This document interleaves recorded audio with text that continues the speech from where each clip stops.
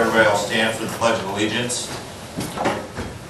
I pledge allegiance to the flag of the United States of America and to the republic for which it stands, one nation, under God, indivisible, with liberty and justice for all.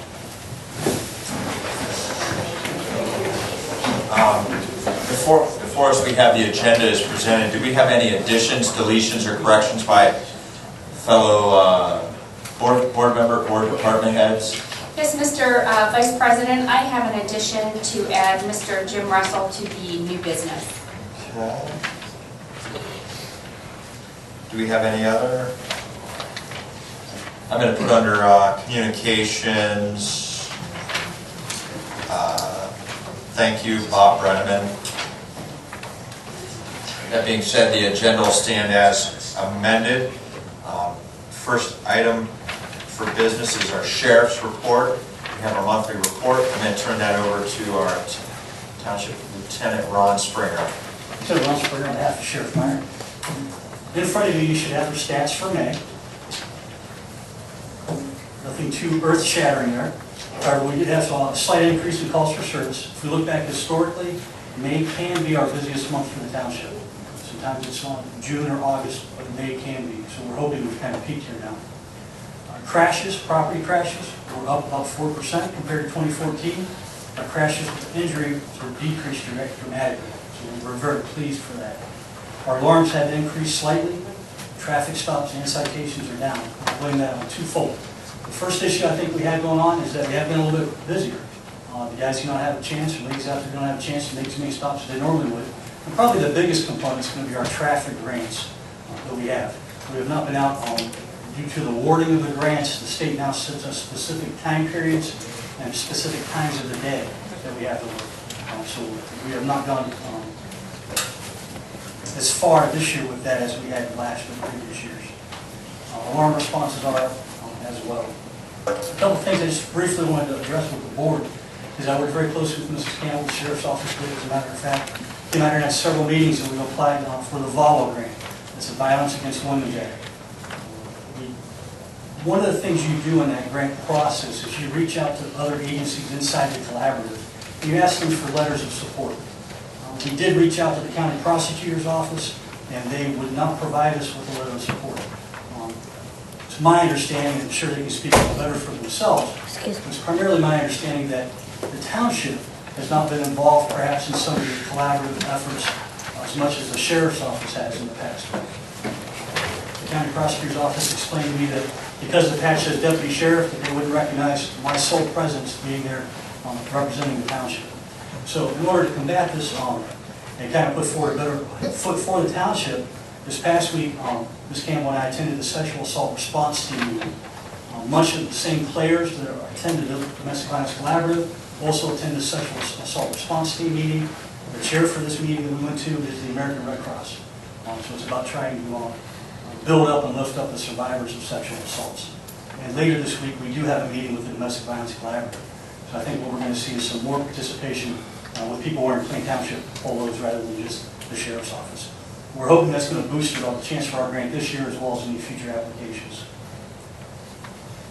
This past week, we did have a meeting with Avondale Homeowners Association. So if there are any other homeowners associations in the community that would like to reach out to us, we'd be more than willing to go speak with them. I think the event was well attended. We had a brief intermission for the tornado warnings coming through the county, but otherwise I think it went fairly well. One of the things the township's been very busy with are the public service announcements. The fire department as well as the parks department have both posted things on there, and most recently the sheriff's office on behalf of Plain Township has as well.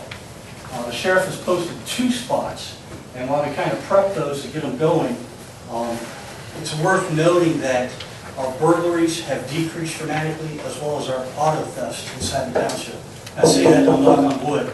Detective Koenig, as well as investigating officers from the Sheriff's Office Investigations Bureau, were able to make contact with several people and do some interviews, and we believe that may be related to the direct decrease. Hi, I'm Sheriff George Meyer, and I want to talk to you today about home security. According to FBI statistics, last year over 2 million homes were burglarized. That's 1 every 15 seconds. There's a few things that we can do to protect our homes and property. Always lock your doors and windows, even when sleeping or outside doing yard work. Don't fall for schemes where you are distracted while someone goes shopping in your house.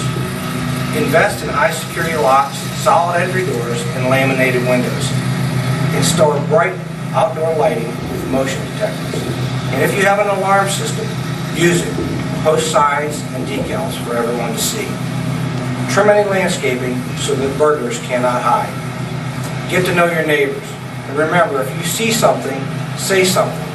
You can call the Stark County Sheriff's Office at 330-430-3800 or call 911. And thank you for contributing to a safer Stark County.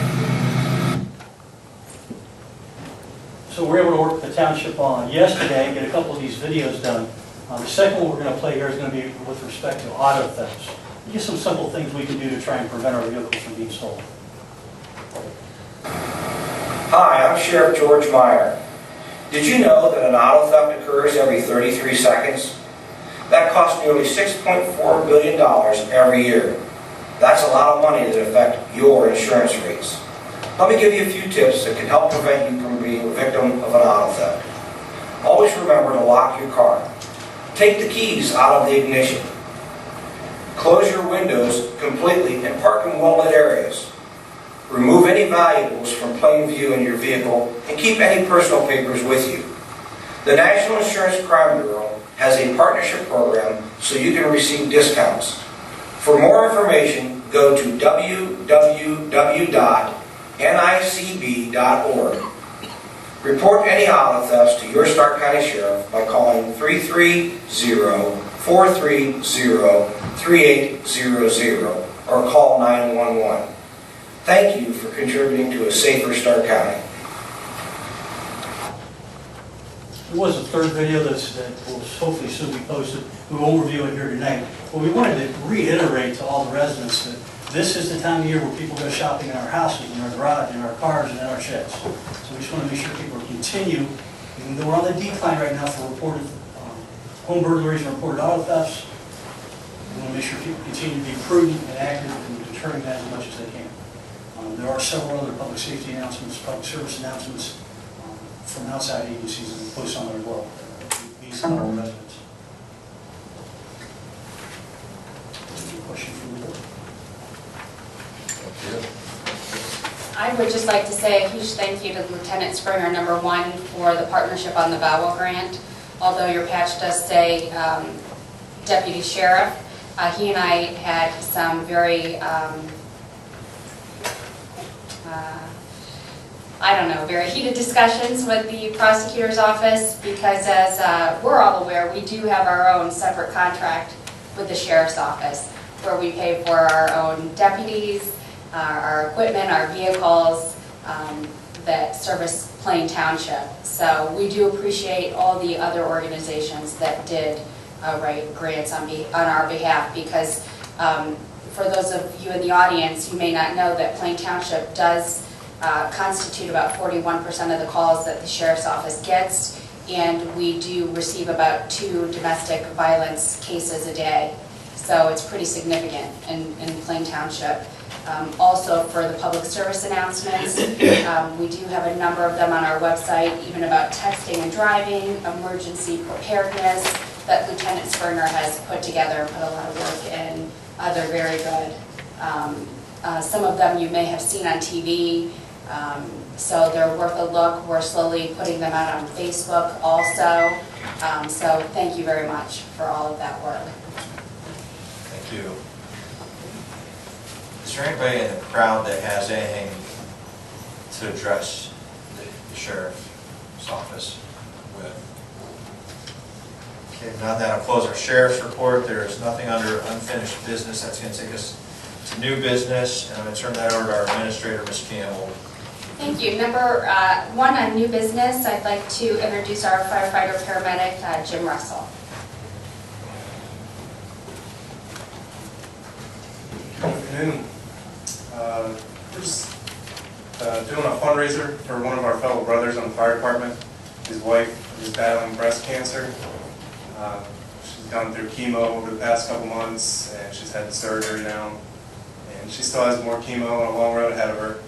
So to show our support to them, we made these bracelets, say "Fight for a Cure" and "Fight for Ginger," which is her first name. And on the inside, we got Plain Fire Family.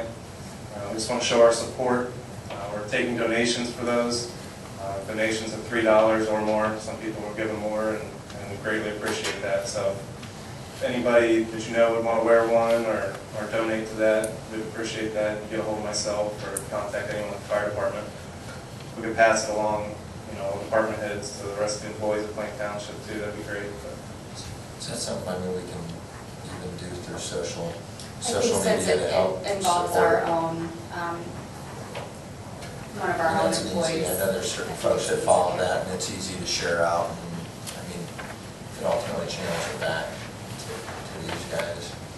It's nothing from a policy, procedure, or anything like that. So if you can get us even just a little blurb or something that we can post out and share that way, Yeah. I mean, we'll be more than happy to do it, assuming. Okay. So. Yeah. If you want to Appreciate email that. that directly to myself, and I'll work with Rob Skolmich to get it on, we'll do that as soon as you have it to us. I will work on that tonight. Thank you. Thanks. Thank you. And that's the end of new business. Okay, Fiscal Officer's Report, I'm going to turn that over to Mr. Flex. Thank you, Mr. Haas. The first item on the agenda is a request for a resolution by the board to authorize the payment of the pending warrants in an amount of $78,671.78. I will so move. Second. Discussion, roll call. Mr. Haas? Yes. And Mr. Lino? Yes. Second item is a request for a resolution to authorize the payment of the regular payroll in an amount not to exceed $220,000. Second, discussion, roll call. Mr. Haas? Yes. And Mr. Lino? Yes. Third item is a request for a resolution by the board to authorize the payment for the following medical claims. I will so move. Second. Discussion, roll call. Mr. Haas? Yes. Mr. Lino? Yes. Item number 4 is the investment report.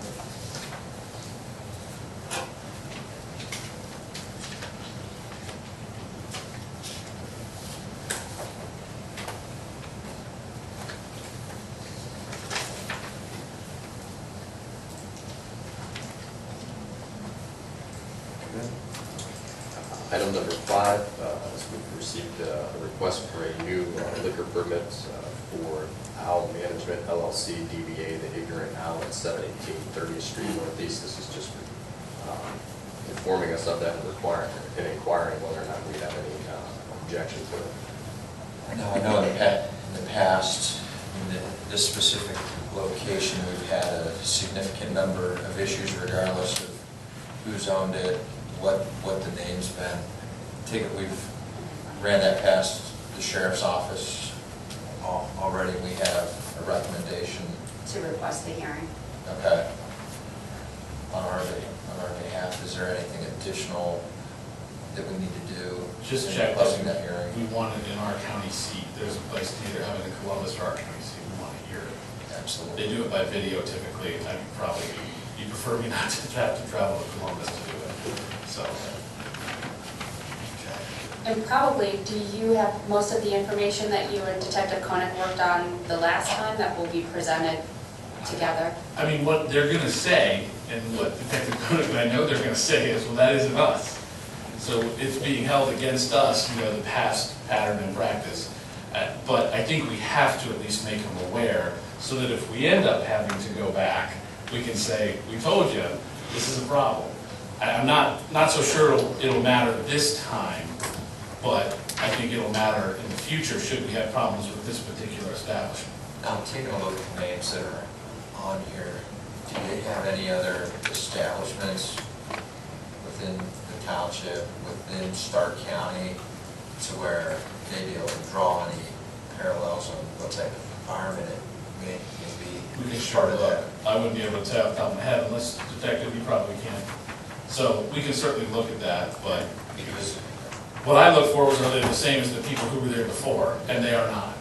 They are in fact different, so well, last thing we want is that road situation again. absolutely. Okay. So essentially, we just gotta request the hearing, there's nothing for resolution, right, Anthony? Correct, there's no resolution. I'll mark it to request a hearing on that one. Yep. We'll get that sent back down to the Division of Liquor Control. I get an email all the time from the prosecutor's office that says that they're going to support us if we do request a hearing. Okay, great. Thank you. I'll forward that email on to you. Fiscal officer number 6 is it's another liquor hearing notification. This is for BRJA Holdings LLC doing business as Lino's Restaurant. This is for a new permit up there. This is for a permit class of D3. They already had a D1 and a D2. Those were transferred previously. The last time they did a transfer, this one's for the new permit for D3. And I think this has gone over to the sheriff's office, and I don't think they had any issues with that. I did not. Move it forward based on that feedback. So the hearing on this one.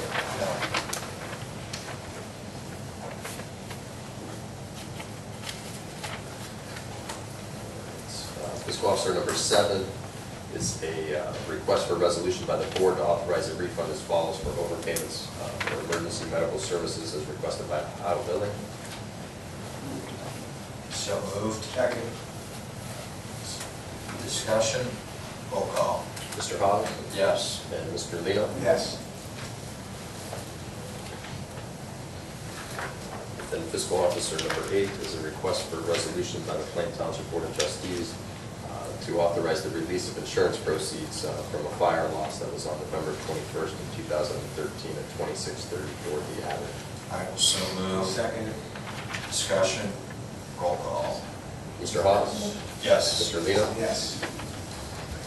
And that concludes the fiscal officer's report for tonight. Thank you, Mr. Flaxen. Let me interject before we proceed to our administrator's report. Make sure the record reflects that Mr. Geovasis has approved the absences. He had a medical appointment to be at.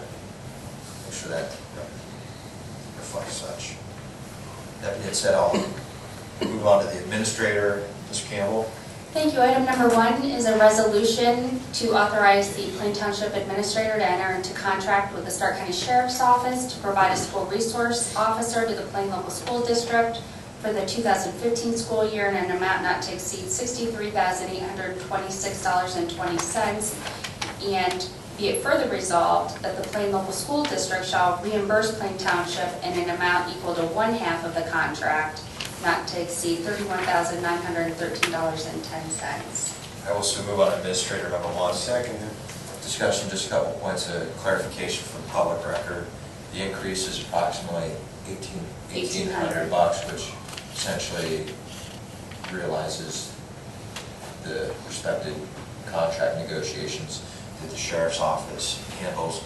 Furthermore, the reason that the township opts to split the cost with the school on a school resource officer, though they have more than one, is it prevents us from pulling one off the street, which then reduces our coverage.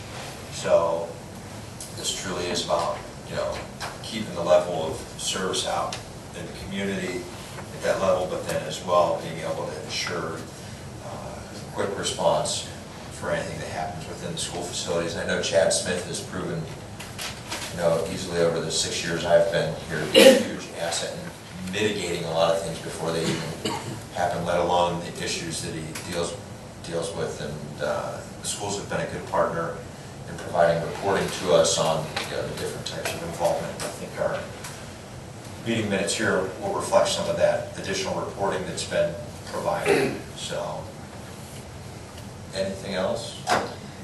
No, your meeting minutes have, I have to thank Lieutenant Springer. He's probably put together the most comprehensive packet we've ever had when we've looked at the school resource officer. You've got information in there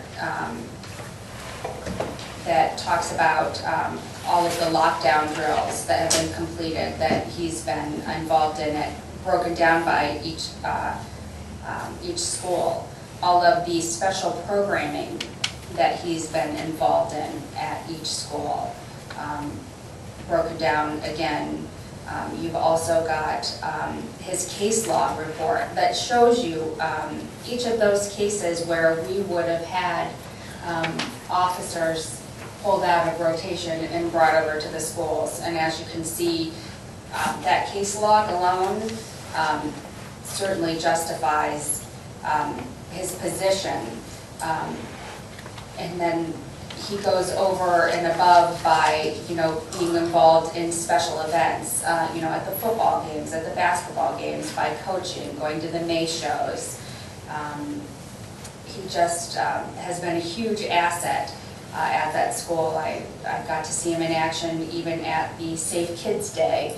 And Chad is such a big guy, and to see him working on level with the incoming kindergartners was pretty neat.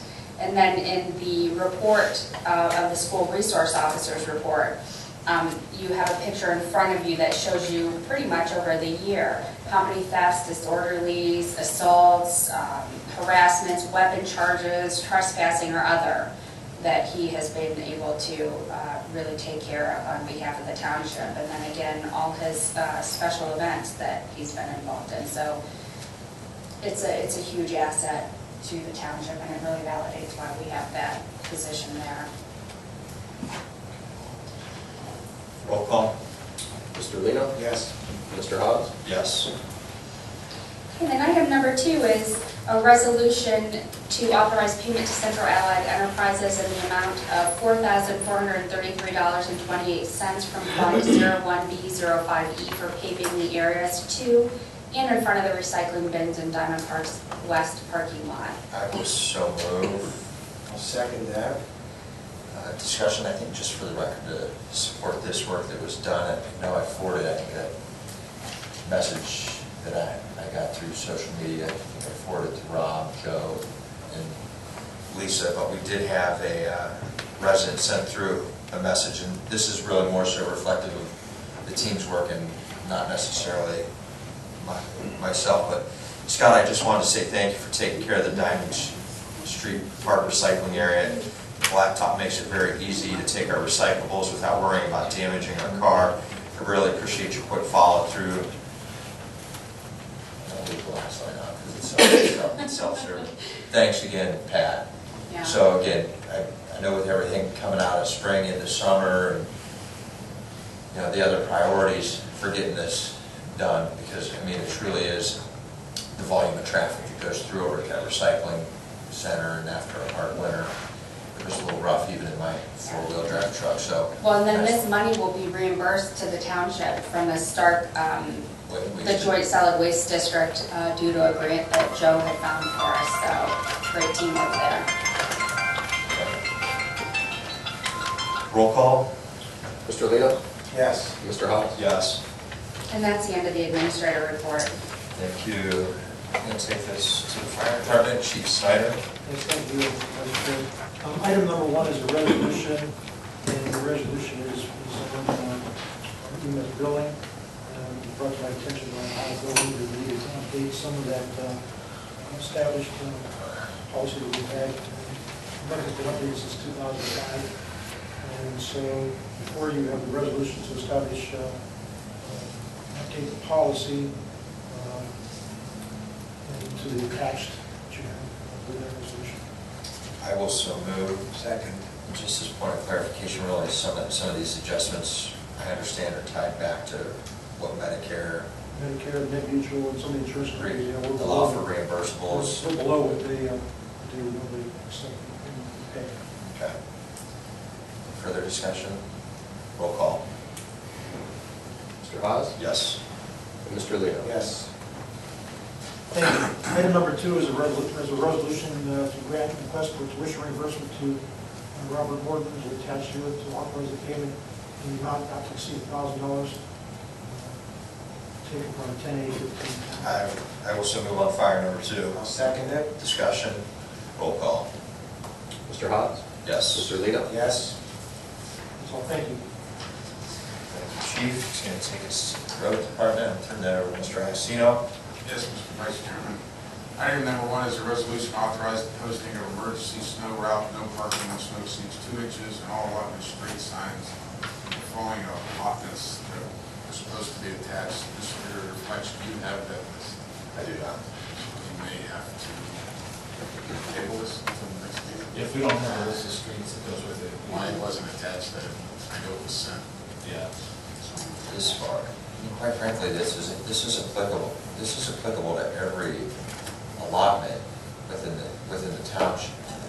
Well, we're working on getting every allotment done. You know, we've individually named every allotment, so for the sheriff's office, so they know, that those are posted there. So, the last 2-3 years we've done an exceptional job at putting parking bans in the whole 9 yards. I mean, this is the formality of it, and that applies to the township as a whole, so I didn't know. I think we need to specifically identify each and every allotment. We're already doing it as allotment streets. I can read it off. And Teresa sent it over as a resolution. Oh, okay. And when she emailed it over, it had another document. Yeah, as long as we identify it for the record. The ones that I had in the email were Kings Creek, Norwood Hills, Diamond Park, Lakeview Heights number 1, Sunset Heights number 1, Woodrow Wilson number 1, William Kirby number 1, Joseph Shariah number 1, Lakewood allotment number 1, West Broad number 1, number 2, and number 3, Edmire number 1 and number 2, East Avondale number 1 and number 2, Inglewood and Heritage. Thank you, Mr. Clark. So, Weird names. These allotments. There's a couple streets here, a couple No streets. sign, just an entrance only, correct? All the main entrances off the main roads, yes. Yes. roll call. Need that motion. I'm sorry, I'll make the motion. I'll second it. Discussion, roll call. Mr. Haas Yes. and Mr. Lino. Yes.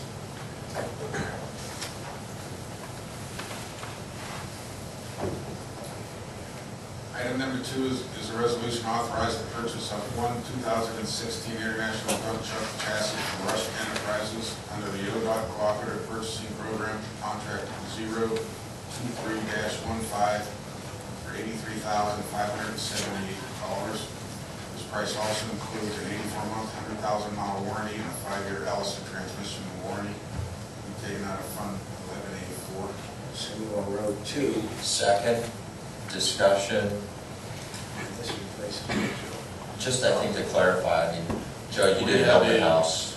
1992 dump truck that's seen its better days. So essentially replaced everything but the frame rails, or Right. cab, the bed.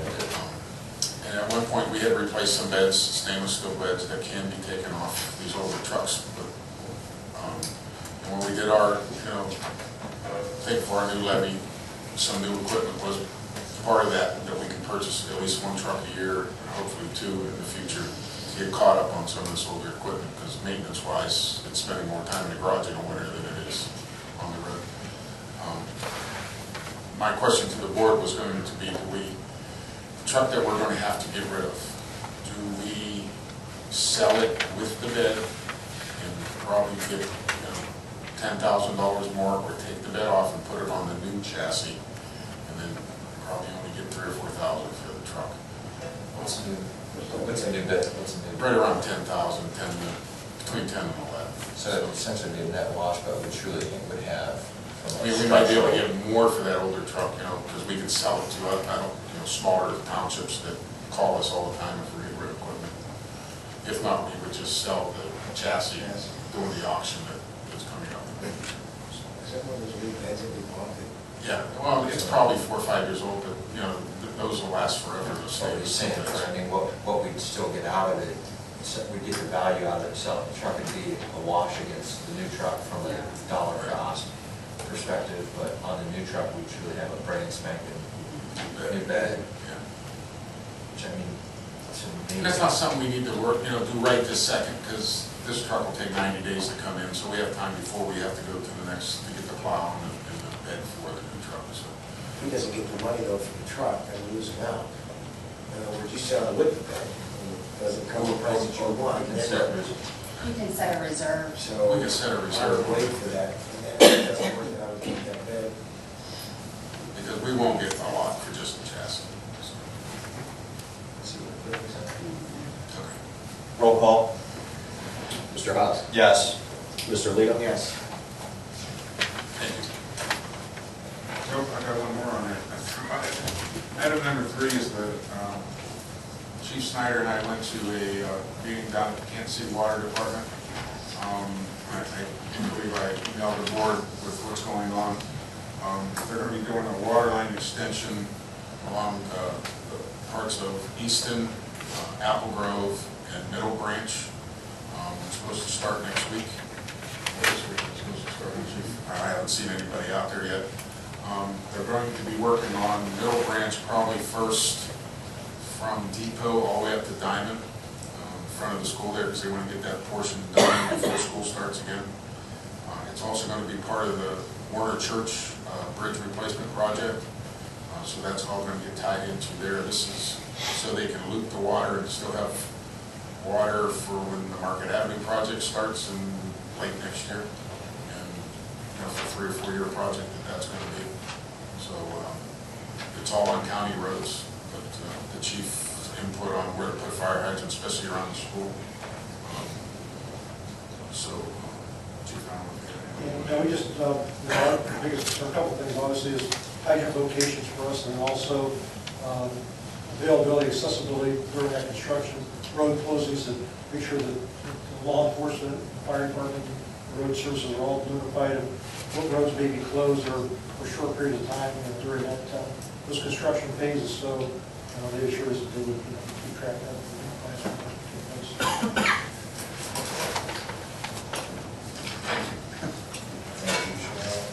It's going to take us to our zoning department. I'm going to turn that over to our administrator, Ms. Campbell.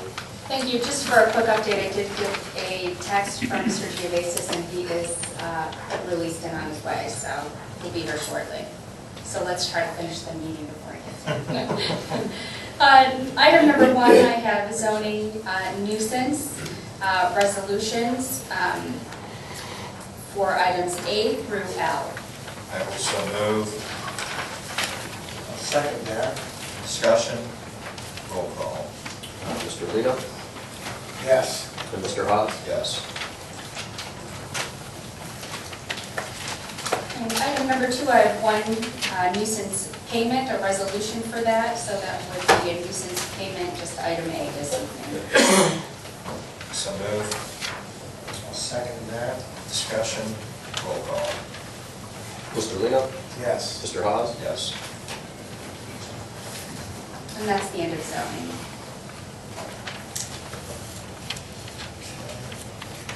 Parks Department, we don't have one, which also let the record reflect Mr. Steinberg was previously approved. Yeah, on a family vacation. Nothing from our law director. Takes us to communications. Ms. Gill. Thank you. I have a communications from Elaine Cole, who writes, "Dear Fireman, I wanted to send you a thank you for helping my mother, who lives on Songbird. She had fallen out of bed this past Thursday. My mother shared with me how nice, helpful, and compassionate that you all were. Once again, thank you very much." So you could let them all know. Very nice. So we're going a couple of them are here in the crowd. Respond. You say you have to read? Yeah, it's actually on there, Paul. Appreciate you. Thank you.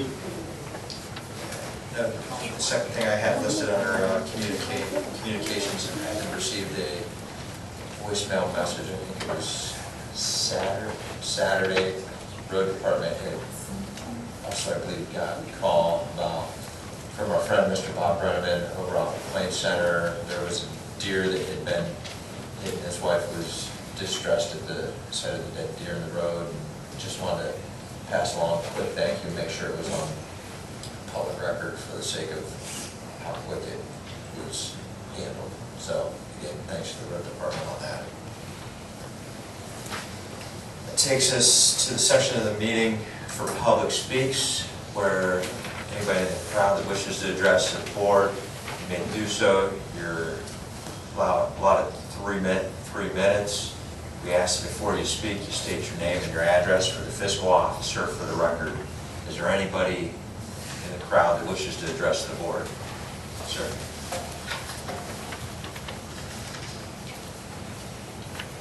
My name is Riley Jackson. address is 3112 33rd Street, Northeast. And the issue that I want to address is the closing of N Road at 34th Street Northeast. Before I ask any questions, I would like to know if N Road from 30th Street to 33rd Street, both sides, is that all Plain Township? Joe, are you able to? From 30th Street to 33rd Street. is Correct. Plain To the Township. close? That's Plain Township. Yes. Okay. One. So my concerns are we are addressing for the resident and the taxpayer of the homeowners of that area, which was not on that petition to close that street. It was done, and we didn't know anything about what was done, why it was being done. We saw that you set up your machinery, equipment out there, but we didn't know why it was there. We saw the closing of the street sign. We didn't know why it was there other than repairing the pothole. And next, that we know that the street was closed. That was no community communication. I received notice that you may have posted that into the county depository, but there are many people who do not subscribe to the county depository, like myself. So we had no community communication. But I'm sure if it was election time, there would be community communication in every mailbox. So now I'm told that I had a petition with the 52 names. I'm told that 32 of those was no good because they had a Canton address. But I find in Plain Township there are people that have a Canton address. And there were some that signed the petition works in the outlet, whom it affects very much going to and from their job. So now, that was never referred to as a shortcut to the south side of Walmart. That has been a through street from ever since I can remember, when it was just mud. So we're here, we want to petition to have that street reopened. It is inconvenient, it is inconsiderate to the senior citizen, the handicapped, and the people that has possession of that street. They only allow certain people to walk through, and they say they will fine the rest. They can impose fines upon them. Now, my concern is, does the bylaws allow Plain Township to close the street and say it is irreversible? I need documentation on that. Can I just say that there's a bit of confusion here as to what happens legally. Plain Township didn't vacate that road. That's a hearing that's held in front of the commissioners. The Stark County Commissioners have the ultimate say on whether that road gets vacated or not. So there's been this idea in the past few meetings that we vacated somehow, that Plain Township vacated that road. That's a proceeding that's held and was approved by the Stark County Commissioners to start. So when you say you want a petition to us, first, I'm not aware of a provision in the Ohio Revised Code that allows for reversal of a road vacation. There may be one, I wouldn't be shocked, but I haven't seen it. And then secondly, it wasn't a Plain Township Board of Trustees decision that vacated that road. So I think there's a couple of things there at play that the premise that some have been proceeding on is flawed. So you're telling me this is something I should take up with the commissioner? You certainly can, and I know that my board will listen to anything that you want to tell them. But as far as that decision to vacate the road, that was a Stark County Commissioner's decision. Now, who owns the property? It has been divided between the two residents on 33rd Street, and they are taking possession of it. Does that increase the value of their property?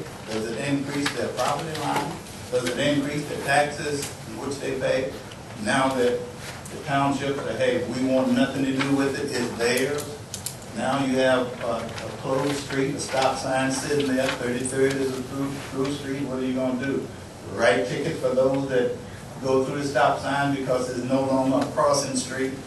I mean, it has caused many inconveniences and many problems. Taxpayer money are spent for the sheriff to come out when they call for certain people walking through. That's a great way to spend the dollar. Well, I mean, I think our officers have to respond to a call that they get. I can't tell people they can't But call if the the street sheriff. was open, there would be no call for people walking through.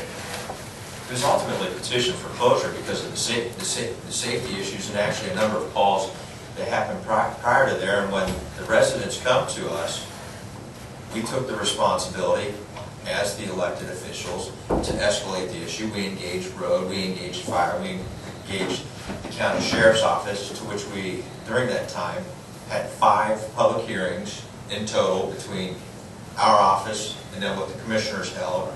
There was a number of venues outside of the Canton repository medium for communicating this. So as well, radio stations.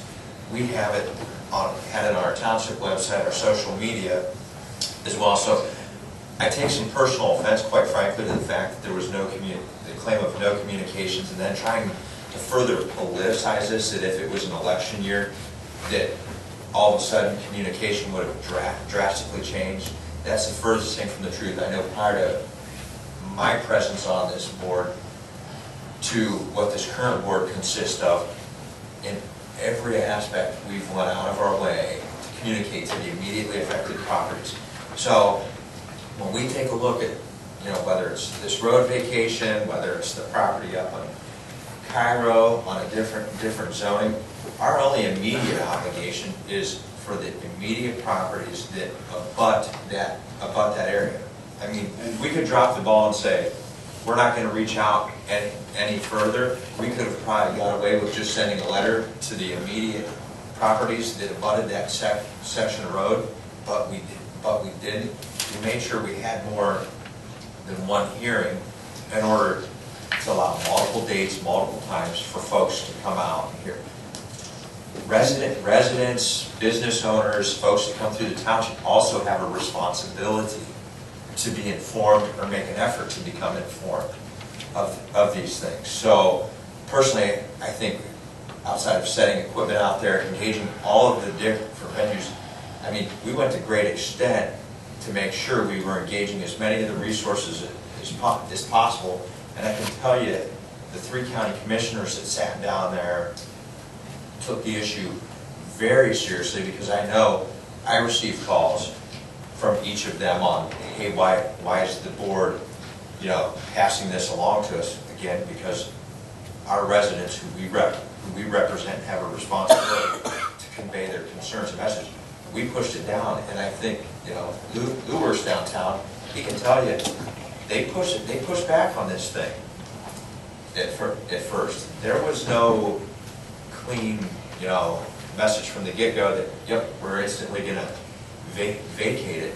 I mean, the action that they opted to take in vacating that road, we figured it was probably 50-50 chance, but based upon the information, the facts, the figures, and the details that were provided, the Stark County Commissioners opted to vacate that road because they felt, in the grander picture, safety for the community, whether it be somebody's got to change the road pattern, go down a different block and cut across a different street. In the greater safety, the holistic safety of the community, they were better off to vacate that road. So, I mean, to contest that, you really do have to take it up with the 3 commissioners. I mean, as Ms. Campbell has alluded to, I mean, to get them to turn something like that, They said in the hearings and let us all know, because they took testimony from the chief, Joe, myself, the sheriff, from Mr. Geovasis, it's permanent. There is no way to overturn it. So once the decision is made for the ORC, it's a permanent road vacation. And then to take it from there, I mean, when that's vacated, the county, the township, no longer maintains that. Essentially, the property reverts back to the center of the roadway to which they would have had the initial rights to, thus meaning they're responsible for upkeeping it.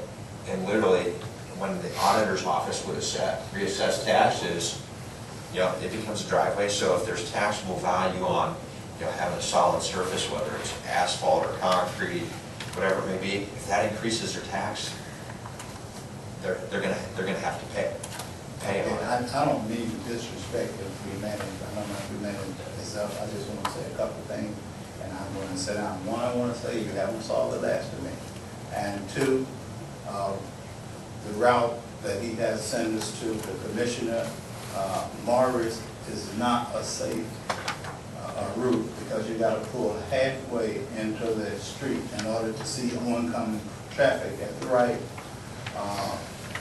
At Paramount, you cannot make a left turn there, the traffic is so heavy. But I will be back. I will not let this go until my concerns are satisfied. I would like to see the sign-in sheet, a copy of the sign-in sheet of those that attended the meeting for the closing of the road. Are you talking specific to Plain Township meeting minutes, or are you talking specific to the Stark County Commissioners? Whoever held those meetings for them to close the street, they should have the sign-in sheet, and that's who I'm asking for. Well, I mean, specific to the hearings we've had here at the Township. I mean, Just the five meetings to close the street. That's fine, and as part of public records, our office, through the administrator, will comply with that. Now, if somebody's come in and hasn't signed in, to which if anybody's sitting in the crowd tonight, you do need to sign in as being in attendance, whether you spoke or not.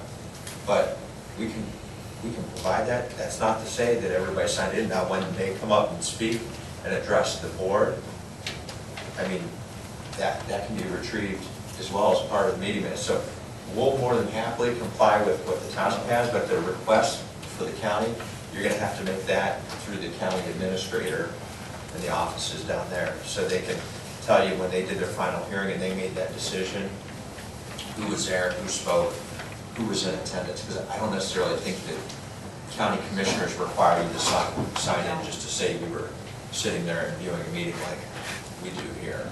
Well, we're going to take this course if we need to, because if the president can be vetoed, the president can be impeached. I don't see any difference in the bureaucracy of local government. So we're going to push it as far as we need to push it. Thank you so much. Thank you, sir.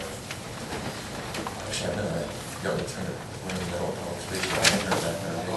Okay, is there anybody else that wishes to address the board? If so, if you can state your name and your address. Hi, my name is Doretha Johnson, 6050 Woodcrest Avenue, Northeast Canton, Ohio. And I haven't been to all of the meetings because I just had the opportunity to come to some of them. But I'd like to know what's going on with Oakwood Square. And that's number one, because I have 3 minutes, so I'm talking real fast. And also, the administrators, number one, we're talking about COPS agreement. Will that mean it's another police officer that will be working with Chad at high school or Fort Plain? No. I'll take the first of this. First, with respect to the school resource officer, the township has always historically split the cost on Deputy Chad Smith. The additional resource officers that the schools have, the schools directly contract with the sheriff's office for those, but we've opted to split the cost on the first one, which has always been Chad Smith. So any additional bodies that are over there, I can't speak to. I don't know. Oh, that's not, so right here, you were saying where it says COPS agreement, that was just for Chad only? That's correct. Oh, that's what I was That's asking the correct. question. So that was 63,000 was for Chad. And then Yes. I understand about the splitting the cost and everything, Yeah. but that was for Chad, okay. And then I have Ohio billing. I'll let you get back to Oakwood. Ohio billing, that Medicare is just for like the fire department when they have filed a claim or something? Can I touch on Oakwood first, and then I'll turn over the Ohio? You sure can. With respect to, with respect to Oakwood, ownership has recently changed hands there, and I'll let Mr. Geovasis, our board president, address that a little further with you. Well, unfortunately, I have the longest history. I have the longest history with dealing with that plaza on the board. The one thing I can tell you is that this board and the previous board, we worked diligently to try to get something happening over there. Like Mr. Hawes just explained, the plaza just took new ownership. We have a couple new places opening up in the plaza currently. There has been a couple retailers looking at the Giant Eagle space. The Giant Eagle lease has expired. So that opens up a whole lot of other possibilities. I know that they're marketing the facility not just for grocery, but for other uses too. There's been some people that they've actually visited the 42,000 square foot former Giant Eagle store and are seriously looking at it. We haven't got anything, concrete or foundational yet on it, but there's some things happening over there. That about 3/4 of the parking lot has been repaid. The rest of it's going to get repaid with the new owner. The primary reason the former owner didn't pave the back part of the parking lot because he was a little bit concerned about the traffic and the buses using that as a cut through from Middle Branch to East, to bypass the light. So he figured if he left it like it is back there, it would curtail people driving through the parking lot just to cut through. Other than that, right now, we're actively trying to assist in marketing the place as much as we can.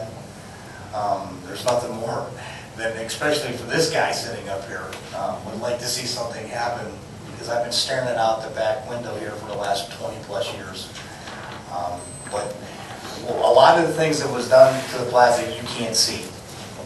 When the former owner, Mr. Cicchini, bought the facility, put a couple $100,000 into the roof, all new HVACs, HVAC systems, they all needed replaced. He took care of those.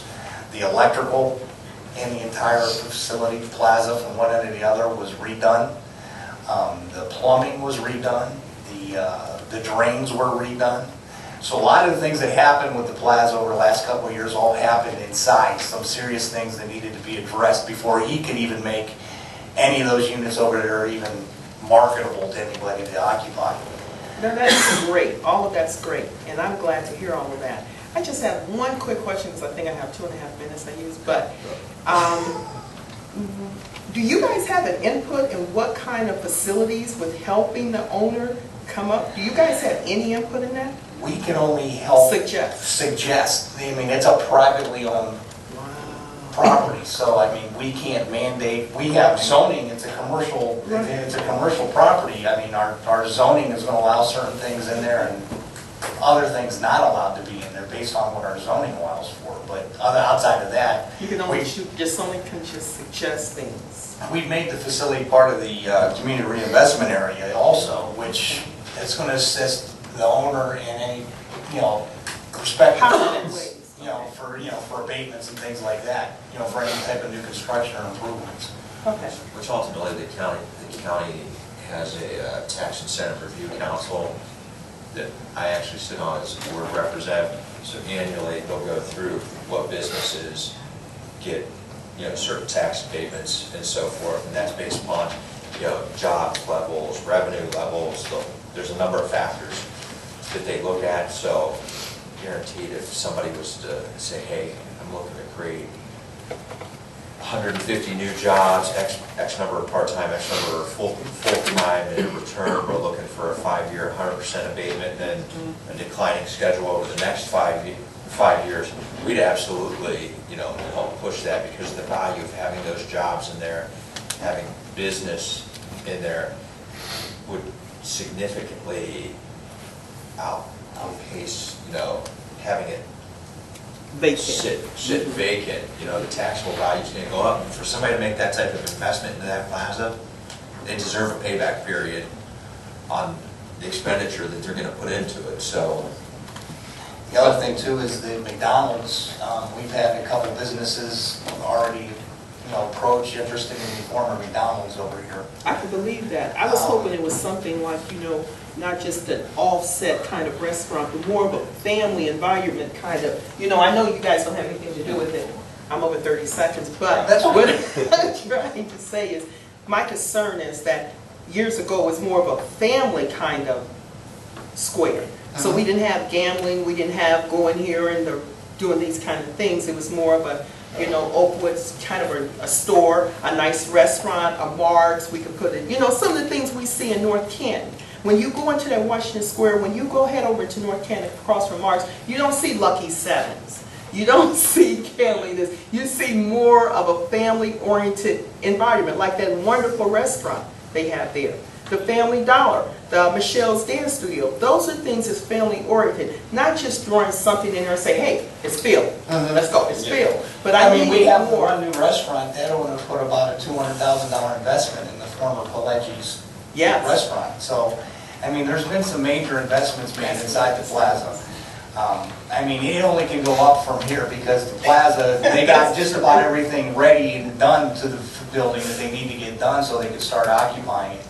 Now, again, you know, what goes in the plaza, that's up to the new owner, and we don't have a lot of say-so in that. But it's going to be a type of a mixed use. There could be some office, retail type mixed use going into the facility. Okay. I was going to say, I mean, we've seen the study.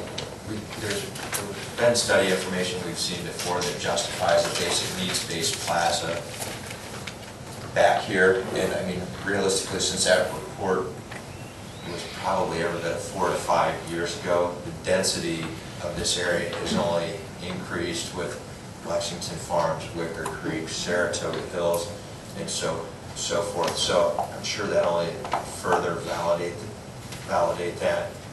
And a lot of people don't understand in that study that Mr. Haas is talking about, when you condense the population down in Stark County, the geographical population center of this county is 55th and Middlebridge. So there's more people living around here within a 2-mile radius than anywhere else in the county. And so it's got a big upside. Yeah, I believe that. Okay. I'll forget the Ohio billing. I can address it. I can wait till after the meeting. I can see after the meeting too if you want to say. Okay, yeah, I was just curious about that. It wasn't, I'm sure I can find that elsewhere. The Ohio billing for, you said Medicare? Or one of your... We have a billing company, Ohio Billing. We've been doing our billing for 16 years. And it was brought to my attention by that company that we have not increased any of those rates since 2005. And there was 2 things that on the items list that they felt that we should increase based on the customary fees and normal charges that are being charged. We were under that, so they asked to move forward and if we would, up some of those charges. One was loaded miles, basically transporting. Right. So those were the things that items that were charged like $1 or $2 more. Okay.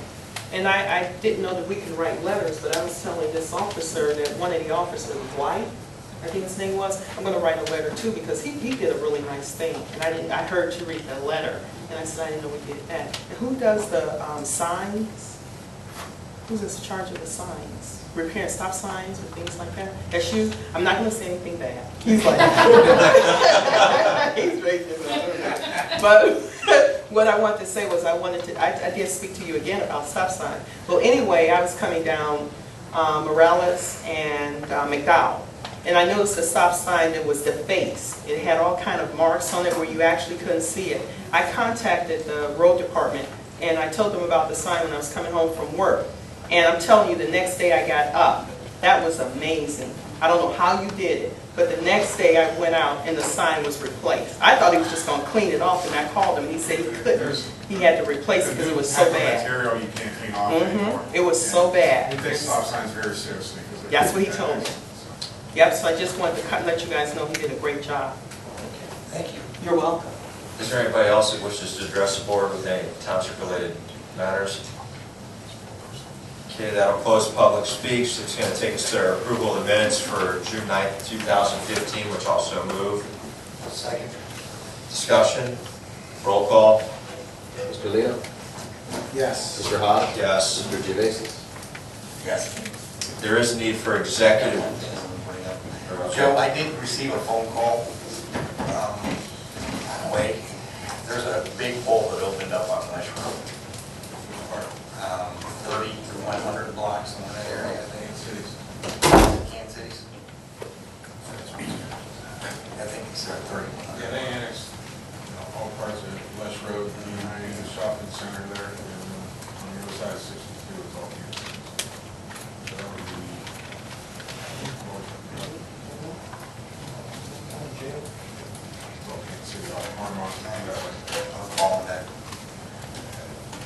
do have a need for executive session, so be hereby resolved by the Plain Township Board of Trustees, Stark County, Ohio, to adjourn the executive session at 7:01 PM from this regular meeting is authorized under Ohio Revised Code 121.22G for the purpose and consideration of 1A, appointment of a public employer official, 1B, employment of a public employer official, 1F, compensation of a public employer official, 3, a conference with the law director or other retained counsel concerning pending or imminent court action, 4, preparing for, conducting, or reviewing negotiations or bargaining sessions with public employees.